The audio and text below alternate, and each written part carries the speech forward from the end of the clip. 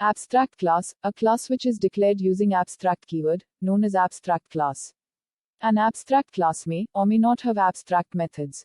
We cannot create object of abstract class.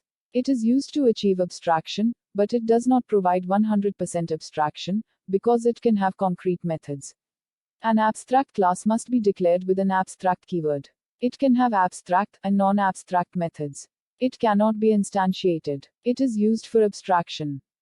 Abstract method that are declared without any body, within an abstract class, are called abstract method. The method body will be defined by its subclass. Abstract method can never be final and static. Any class that extends an abstract class must implement all the abstract methods. When to use abstract methods in abstract class, abstract methods are usually declared where two or more subclasses are expected to do a similar thing, in different ways through different implementations. These subclasses extend the same abstract class and provide different implementations for the abstract methods.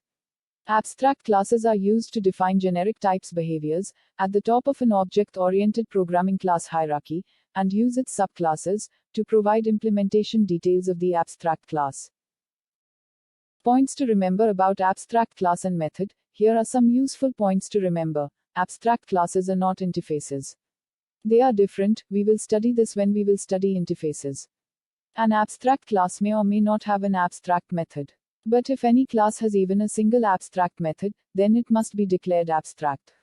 Abstract classes can have constructors, member variables, and normal methods. Abstract classes are never instantiated. When you extend abstract class with abstract method, you must define the abstract method in the child class, or make the child class abstract. Please subscribe this channel, and hit the bell icon, like the video, share with your friends, and don't forget to write your beautiful comment in the comment section.